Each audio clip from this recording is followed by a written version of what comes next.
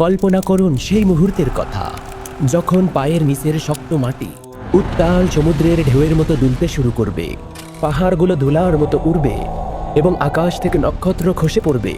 কিয়ামতের সেই ভয়াবহ দিনের বর্ণনা দিয়ে মহান আল্লাহ তাআলা নাজিল করেছেন পবিত্র কোরআনের ৯৯তম সূরা, সূরা আজ-জিলজাল। এটি কেবল একটি সূরা নয়, বরং মহাপ্রলয়ের এক জীবন্ত মানচিত্র।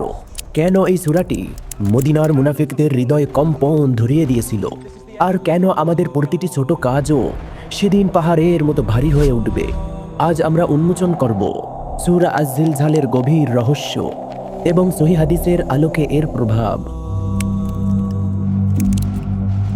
আল্লাহ তাআলা বলেন, ইযা যুলজিলাতিল আরদু জিলজালাহা।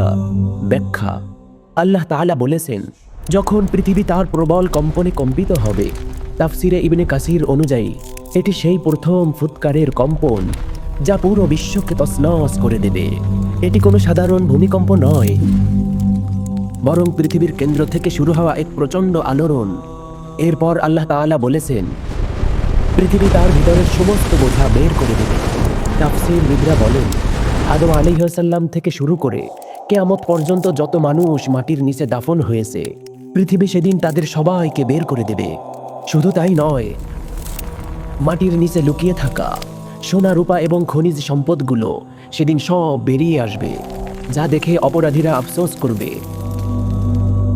وقال الإنسان ما لها يومئذ تحدث أخبارها।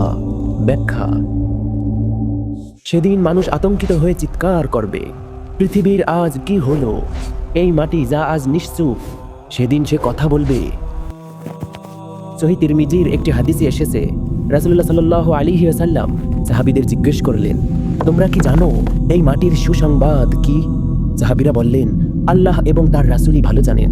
রাসূলুল্লাহ সাল্লাল্লাহু আলাইহি ওয়াসাল্লাম বললেন, মাটির সুসংবাদ হলো এই যে প্রতিটি মানুষ তার পিঠের উপর যা কিছু করেছে, মাটি সেদিন তা আল্লাহর সামনে সাক্ষ্য দিবে। মাটি বলবে, অমুক ব্যক্তি অমুক দিন অমুক স্থানে এই কাজ করেছিল।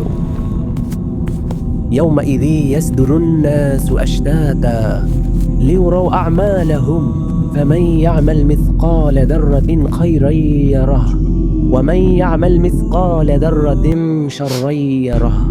ব্যাখ্যা: সেদিন মানুষ ভিন্ন ভিন্ন দলে বিভক্ত হয়ে হাসরের ময়দানে উপস্থিত হবে। কেন? যাতে তাদের আমলনামা দেখানো যায়।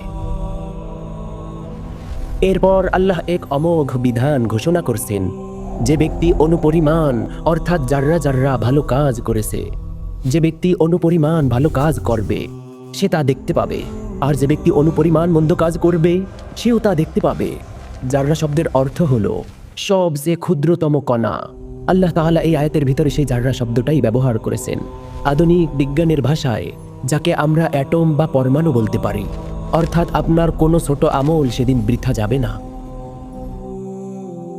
সহিহ মুসলিম শরীফের হাদিসে এসেছে, রাসূলুল্লাহ সাল্লাল্লাহু আলাইহি ওয়াসাল্লাম বলেছেন, এক টুকরো খেজুর দিয়ে হলেও নিজেকে জাহান্নামের আগুন থেকে বাঁচাও। ছোট পাপকে তুচ্ছ জ্ঞান করো না, কারণ পাহাড় তো ছোট ছোট পাথরের সমষ্টি তৈরি। প্রিয় দর্শক, সূরা জিলজাল আমাদের মনে করিয়ে দেয়, এই পৃথিবী চিরস্থায়ী নয়, আমাদের প্রতিটি পদক্ষেপের সাক্ষী এই মাটি। তাই আসুন কিয়ামতের সেই ভয়াবহ দিনের হিসাব সহজ করার জন্য আজ থেকেই ছোট ছোট নেক আমল শুরু করি।